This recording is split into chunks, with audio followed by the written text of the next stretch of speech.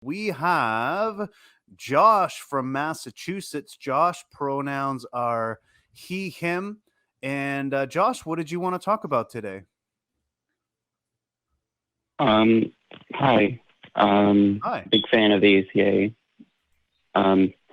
But I've never actually watched the show before. It's just now that you guys have been showing clips of, all the ACA productions, it got me thinking, hey, I have a topic that doesn't get discussed very much and it might be pertinent to the show. Sure. Well, we're glad to hear from you. What's on your mind tonight?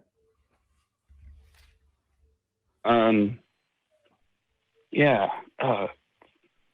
not the easiest thing to talk about, but It's okay, man. You're among friends, and you're probably in the least judgmental environment that you could possibly hope for to be. So go ahead, spit it out, get it off your chest, Josh. okay. Ever since I was a young teen, I noticed that as I was getting older, my ability to be attracted to someone of a younger age was still present. And I had assumed, it's probably because I was abused as a child. And it's kind of like I've looked at studies that say it's like a cross wiring in the brain. So I guess what I want to talk about is intrusive thoughts and the negative impact they can have on the people that go through them. Yeah, absolutely. There are all types of different stripes of anxiety that can be caused by trauma, all kinds of different sorts of obsessive thoughts, and they can be incredibly challenging for a lot of people. It's really just another one of those things that can come out of a traumatic experience. And, I think where it gets tricky for a lot of people is where they begin to confuse those things with a legitimate kink or fetish. And so it's important to recognize the difference between like sex and sexuality versus coercion or rape and these different kinds of things. But most of all, I want to just take a moment and recognize that your thoughts, your fantasies, your fears, your dreams, your hopes, your nightmares, those aren't anything that you need to apologize for. Your actions, your words, your behaviors, you're responsible for those to yourself, to your community, to your fellow human. But those thoughts, those things that happen in your head are just thoughts, and they're not necessarily something we can control. Certainly, there's opportunity to manage them and to heal from some of those traumatic experiences. But that's not to say that we will ever fully have mastery over our thoughts. And the type of thought policing that people often experience in particularly Christianity can really only serve to make those types of things harder. How does any of that resonate with your experience? Well, I was never really strong-armed into going to church or anything. I went through a period of time where I was a Wiccan, Levian Satanist. I went through, different phases where I wound up saying, how are any of us supposed to know if there's a creator? And I mean, yeah, that's kind of separate.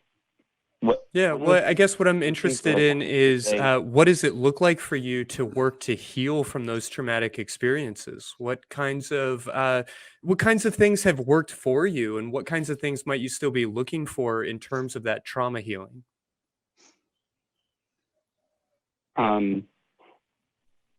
It's difficult, but I hear that exposure therapy is helpful. It's just very difficult for me. I stay inside most of the time. Like, I don't even like going to the grocery store because there's chances for my mind to go in a direction I don't want it to. Sure. Well, it definitely sounds like you are up against some pretty meaningful challenges with regards to healing. Can you tell me any steps that you have taken or are taking to actively work towards healing some of this trauma? Yeah, I've been in therapy since I was 4 years old. And I think it's really important. And if there's anyone listening right now that has intrusive thoughts, go to a therapist. Their job is to help you, not to make you feel like a monster. Sure. Glad to hear I've you've been gotten some saying, support. yeah, I've been saying this for years. People who suffer with these attractions that are harmful to others, we've got to stop demonizing them. It's not like you invited these in. These are things Yeah. that unfortunately yeah. happen against your will. And until we make people comfortable enough to be open about them, we can't find ways to help. Obviously, they're lines you can't cross. You cannot engage with people and children and animals and inanimate objects that can't consent. That would be wrong. Absolutely. That's right. And you know that. And we also know that most people with these attractions actually don't cross that line. It's actually a much smaller percentage that can't seem to enforce their own boundaries and do cross that line. And some of it's not even a real attraction. Some of it's just opportunistic. That I can't even imagine the strength and courage it took you to call. So thank you for that. And fuck the person who did that to you. Fuck them to hell if there is one. Yeah, I kind of want I to. wasn't even going to do it. I'm glad you call in, did, but- Josh. I'm glad you did, and I want to just really quickly reiterate what Christy and Tanjil have said is that you didn't ask for this, you didn't choose this. It is a burden, but if you can face this burden, recognize that the attraction is either immoral or the person you're attracted to can't consent or doesn't consent. The fact that you can handle that in a responsible way, I mean, good for you, right? Yeah. If you can beat Well, this, it's easier. you can. It's Go ahead. easier for me than other people in my situation because you probably won't know this, but there's a term thrown around in certain forums, the term non-exclusive, and this doesn't mean like not talking about how many partners you have. Non-exclusive meaning that you're also able to be attracted to adults. And Lovely. I think I'm very fortunate for that because I've had the most wonderful relationship for the past 5 years. She accepts, who I am, all the things I struggle with. She's right there. And yeah. Wow, that's wonderful. So I mean, don't assume that someone who, to the audience, don't assume that someone who has, those kind of attractions, don't assume that that's the only kind of attraction they have, Yeah, I'm I glad to was hear aware that of you've. that. Yeah. Yeah, I'm just glad to hear that you've been able to find some acceptance and integrate this part of yourself. I would encourage you to continue to have some compassion for yourself, to recognize again that this is not a choice that you made. And the fact that you're still struggling with this doesn't mean that you're a bad person or that you deserve bad things. It just means that this is a very difficult thing to struggle with. You're not bad at it. It's just hard. And so even as you I are used to blame continuously myself. working to heal, it makes sense that it would be challenging. I used to blame myself. Sure. A lot of That's people do, unfortunate. and that's okay. It's not maybe the best thing for you, but it's not completely unreasonable. It makes sense. I don't think that thought, that blame, that guilt is really serving you. And so I'd like to give you permission to let go of it. But the fact that you feel that feeling is completely valid. And the fact that you recognize that some of your attractions might not be healthy and are committed to not acting on them, good for you. Good for you. You may have suffered abuse as a child, as I did, not sexual abuse, but you may have suffered abuse as a child. But what you can do is you can make sure that this ends with you, and you won't burden anybody else with it. That's the You last may have to thing carry that I this wanted burden. to Yeah. say to the audience is that's the last thing I wanted to say is that it's a cycle, and if you Yes. Yeah. are part of that cycle, and it's not of your choice. You didn't choose to be afflicted with that.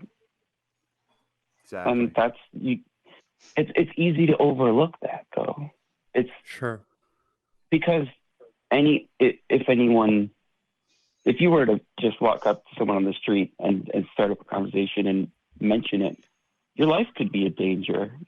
And I think the stigma is almost as dangerous as the people who like commit the acts, to me, because people, I don't know. I mean, if someone has no one to talk to, no one to turn to, I can only imagine how dark their life could get. Yeah. Being shut out It could be. from the rest of society is not. Yeah, It could be I don't lonely. know. And Josh, I want to But just thank you I guys want so to much for taking my call. hey, kudos to you for calling. Like Tanjil said, I'm sure that took a lot of courage. And just in closing, I just want to reiterate that the cycle can end with you. It sounds like it will end with you. And I'm really glad that you called in today. Yeah, I'm not having any children.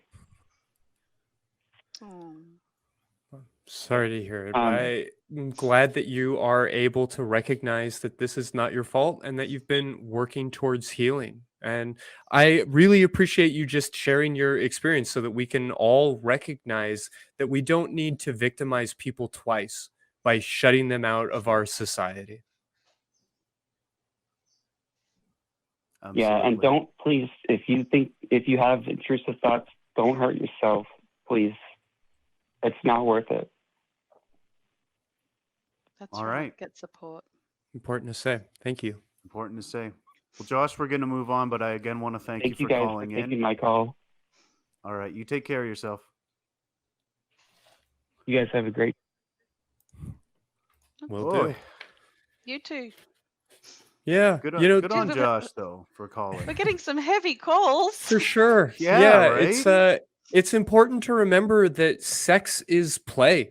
You know, that we are here to talk about love and life and relationships, but play doesn't mean that it's not important. Like, just because we're talking about recreation doesn't mean we're talking about something that's insignificant. And when that play turns into abuse, when that love turns into violence, there is incredible harm that can be done. So, you know, even as we are kind of poking fun at a very silly but valuable website, and as we're talking about different ways to use toys and to play games and to sort of goof off sexually and romantically, it is worth remembering that there are incredibly important aspects to all of these conversations. Well, actually, that's one of the things I respect about the BDSM community. You're very unlikely to go home with someone from a nightclub or a bar and discuss your boundaries. And a lot of women I can attest to will tell you that, they've gone home with some guy and there's been some boundaries crossed. And the women are very loath to say anything. They don't want to, make things uncomfortable or ruin the mood. And that just doesn't happen in the BDSM world. Everything's very upfront about what you will do, what you won't do, what your safe words are. And that's why I'm a little bit of a fan. I think things can be a lot safer when you're negotiating everything up front. Look, and people can sometimes ask, well, doesn't that take all the fun out of it? Well, actually, no. It's even more exciting because you know that this play is going to include a certain amount of things that are never going to cross your boundaries. And it's all the lead up, the build up can be phenomenal. Much better than foreplay you didn't actually want. So. Yeah, no, Puck, part of our show, pointed out in the chat that when you form a community where people are actually going to classes and reading books and having conversations and exchanging information and learning and discussing their sexuality, suddenly incidences of abuse start to evaporate. It's almost as if sexual education is a way of preventing harm. Funny that, right? Funny that. Yeah, funny that. And if it does get out of hand, we've always got Christy's safe word, which, as we all know, is pumpkin.